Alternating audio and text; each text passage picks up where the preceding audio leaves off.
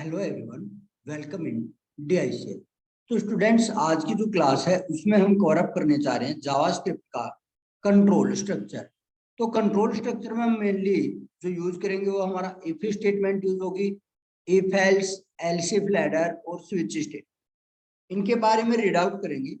और जो ये कंडीशन है हमारे 11th क्लास और 12th क्लास और जो बिगिनर जावास्क्रिप्ट करना चाह रहे हैं उन सभी के लिए ये वीडियो जो है ये बहुत ही महत्वपूर्ण रहेगी और इसमें हम छोटी से छोटी चीज को भी क्लियर करेंगे और कवर अप करेंगे। तो लास्ट तक हमारे साथ बने रहें और अपने एक एक लाइन और कॉन्सेप्ट को क्लियर करें, ताकि इनसे रिलेटेड जब भी आपसे कोई क्वेश्चनिंग हो या आप कोई भी प्रोग्राम क्रिएट करना जा रहे हैं तो आप उसको इजिली बना सके। तो अभी सबसे पहले हम इफ कंडीशन को करने जा रहे हैं। तो इफ कंडीशन में एक्चुअली होता क्या है मैं ये बता देता हूँ, ठीक है। इफ कंडीशन हमारी जो रिजल्ट देगी, देखिए कंडीशन क्या होता है, दो ही कंडीशन के हमारे रूप होते हैं। एक होता है कंडीशन या तो हमारी ट्रू होती है या फॉल्स होती है, ठीक है। तो अगर हम इफ कंडीशन की बात करें तो इफ के अंदर जो हम कंडीशन डालेंगे, कोई भी कंडीशन हम डालेंगे वो या तो ट्रू होगी या फॉल्स, ठीक है। तो फॉर एग्जाम्पल अगर हम चेक करना चाह रहे हैं कि कोई जो है मेंबर है या कोई पीपल है वो वोट के लिए एलिजिबल है या नहीं है, तो हमें पता है कि वोट के लिए एलिजिबिलिटी 18 ईयर्स का होना चाहिए, ठीक है। उससे कम एज है तो वो वोट के लिए एलिजिबल नहीं है, और 18 अब अगर उसकी एज है तो वो वोट के लिए एलिजिबल है। तो हम इसको कवर अप करेंगे। अब कैसे, देखिए इफ को सबसे पहले हमें क्या लेते हैं, वेरिएबल ले लेते हैं। तो वेर एज, एज नाम का हमने वेरिएबल लिया और एज में हमने वैल्यू डाल दी 18, 17 डाल देता हूँ पहले, ठीक है।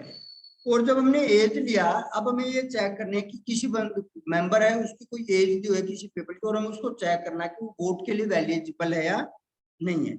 और कंडीशन हमारी क्या रहेगी, अगर वो वोट के लिए एलिजिबल है तो उसको दिखा दे you are eligible for vote, और अगर नहीं है तो कुछ भी मैसेज प्रिंट ना करे, ब्लैंक स्क्रीन हमारी आए। तो इफ कंडीशन में ये रहता है, हम फॉल्स पे भी सेट कर सकते हैं उसको, ट्रू पे भी सेट कर सकते हैं। अगर मान लो हम करना चाह रहे हैं कि एज जो है वो अबव 18 है तो सीधा उसका जो है वोटर कार्ड है वो शो हो जाए और दिखा दे एलिजिबल फॉर वोट, और अगर नहीं है तो दिखा दे you are not eligible for vote. तो अब हमें चेक करना है कि वो वोट के लिए एलिजिबल है या नहीं है। तो अगर नहीं है तो मैसेज प्रिंट करें, और अगर है तो फिर उसका वोटर कार्ड हमारा प्रिंट हो जाए। वो कंडीशन हम कवर अप नहीं करेंगे। अगर कोई भी मैसेज नहीं आ रहा था, हमें एज्यूम ये करना वोट के लिए एलिजिबल है, और अगर वो नहीं है तो हमें मैसेज शो करेगा कि आप वोट के लिए एलिजिबल नहीं हो। तो अब यहाँ पे कंडीशन डालेंगे इफ, और इफ के अंदर मैं डालूंगा एज जो हमारी है। अब देखिए कंडीशन के लिए हम ऑपरेटर्स का यूज करेंगे। तो जो ऑपरेटर्स है हमारा एज लेस देन यूज करेंगे हम। अगर एज लेस देन 18 है, अगर एज लेस देन 18 है तो हम क्या करेंगे, document dot right,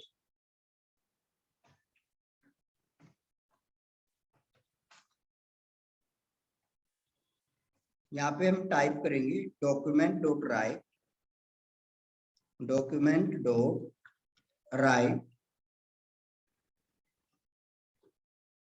you are not eligible for vote, you are not eligible for vote, ठीक है। क्योंकि एज अगर लेस देन 18 है तो वोट के लिए एलिजिबल नहीं है। हमें बस यही मैसेज क्या करना है, प्रिंट करना है।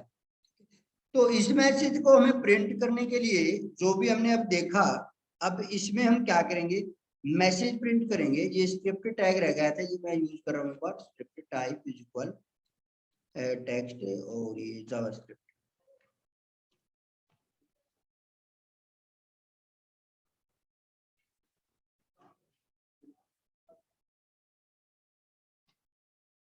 एक मिनट में थोड़ा सेट कर देता हूँ इसको, फॉर्मेटिंग थोड़ी ठीक हो जाएगी इसकी अब,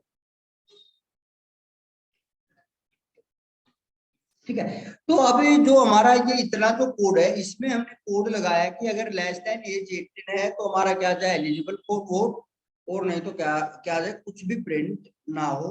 उसको ऑटोमेटिकली अंडरस्टैंड कर जाना है कि वो वोट के लिए एलिजिबल नहीं है।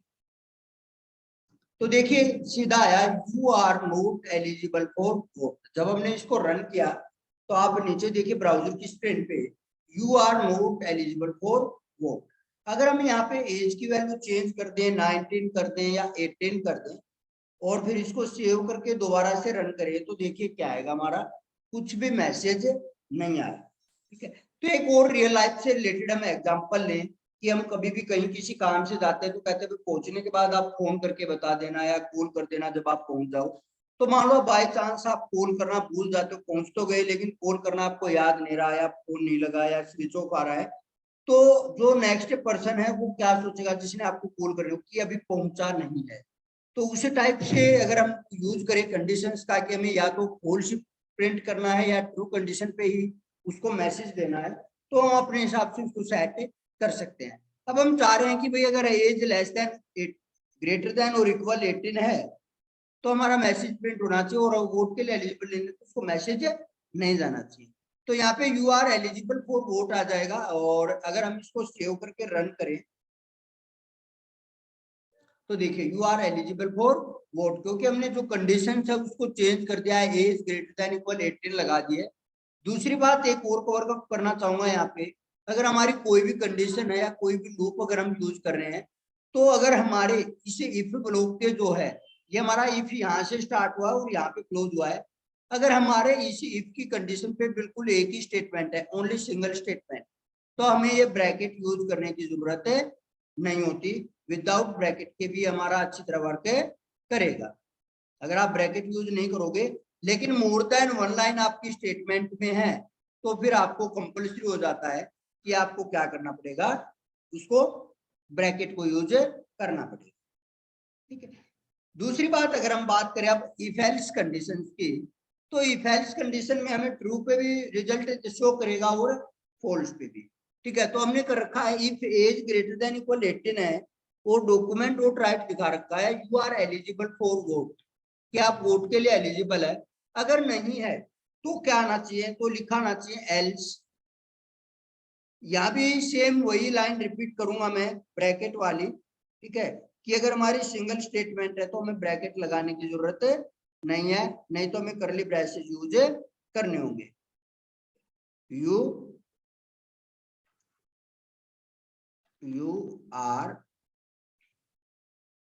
Are not eligible for vote, you are not eligible for vote, आप वोट के लिए एलिजिबल नहीं है। अब देखिए हमें दोनों कंडीशंस में होगा, अगर हम वही रियल लाइफ वाला एग्जांपल लेके कहीं जा रहे हो, घर वाले बोले पहुंचने के बाद फोन कर दियो या ना पहुंचो तो फोन करके बता देना मैं वहां नहीं पहुंचा, मैं यहाँ रास्ते में रुक गया हूँ, आप कहीं जा रहे हैं। ठीक है, तो वो कंडीशन हमारी आ जाते हैं इफ और एल्स कंडीशन में, यानी हमें आंसर देगा ही देगा, मैसेज प्रिंट होगा ही होगा जो भी हमारी कंडीशन होगी उसके अकॉर्डिंग। अब हम यहाँ पे करें तो हमारा सेम रिजल्ट आना है you are eligible for vote.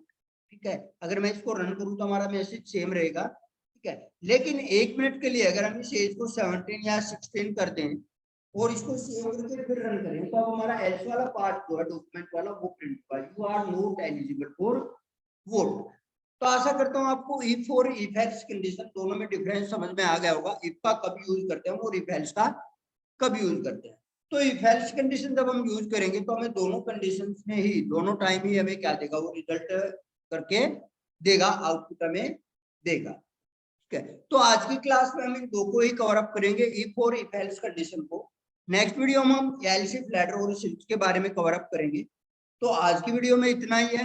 अगर आपको यहाँ से कोई भी समझ में नहीं आया तो आप कमेंट करके पूछ सकते हैं, या आप अलग से किसी टॉपिक पे वीडियो चाह रहे हैं जहां तक हमने अब तक कवर कर लिया है कंट्रोल स्ट्रक्चर्स तक, आप कोई प्रोग्राम क्रिएट नहीं कर पा रहे हैं या उससे रिलेटेड आपकी कोई क्वेरी है तो आप हमें कमेंट करके पूछ सकते हैं। ठीक है, और वीडियो को ज्यादा से ज्यादा अपने फ्रेंड्स के साथ शेयर करें और चैनल को सब्सक्राइब करना ना भूलें।